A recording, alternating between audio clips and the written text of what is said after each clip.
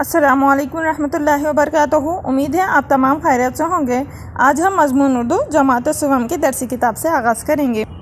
جیسا کہ آپ سب جانتے ہی ہوں گے کہ ہم نے پچھلی جماعت میں نظم ہمدردی سے متعلق چند اشعاروں کا مطالعہ کیا تھا اور چند اشعاریں رہ گئی تھی۔ آج ہم اس کمرے جماعت میں ان چند اشعاروں کا مطالعہ کرتے ہوئے ان کو مکمل کرنے کی کوشش کریں گے۔ ٹہنی پہ کسی شجر کی تنہا، بلبل تھا کوئی اداس بیٹھا، کہتا تھا کہ رات سر پہ آئی، اننے چگنے میں دن گزرا، پہنچوں کس طرح آشیاں تک، ہر چیز پہ چھا گیا اندھیرا، سن کر بلبل کی آہ و زاری، جگنو کوئی پاس ہی سے بولا۔ یہاں تک ہم نے مطالعہ کیا تھا پچھلی جماعت میں۔ آج ہم آگے کے اشعاروں کا مطالعہ کریں گے۔ حاضر ہوں مدد کو جان و دل سے، کیڑا ہوں اگرچہ ذرا سا۔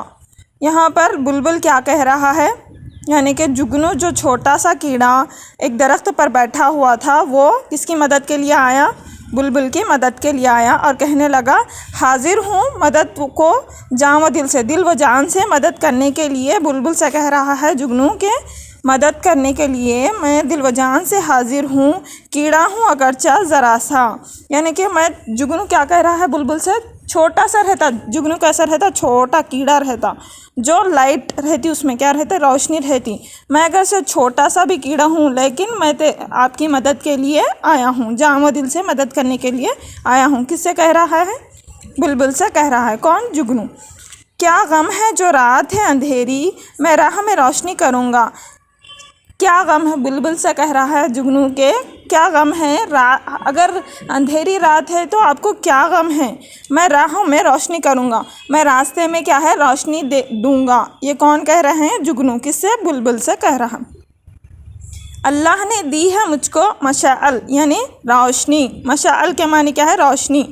اللہ نے دی ہے مجھ کو مشعل، چمکا کے مجھے دیا بنایا، تو اللہ تعالیٰ نے کیا دیا ہے؟ اسے روشن کرنے والا کیڑا بنایا ہے۔ کس کو؟ جگنو کو چمکا دینے والا کیڑا بنایا ہے۔ تو جگنو کیا کرتا؟ بلبل کی اس طریقے سے مدد کر سکتا، اس کے راستے میں روشنی ڈال کر۔ ہے لوگ وہی جہاں میں اچھے، آتے ہیں جو کام دوسروں کے۔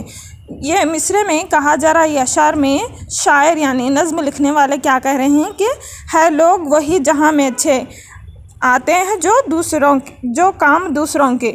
یہ دنیا میں، جہاں کے معنی کیا ہے؟ دنیا میں، یہ دنیا میں وہی لوگ اچھے ہیں جو دوسروں کے کام آتے ہیں۔ تو ہمیں بھی کیا کرنا چاہیے؟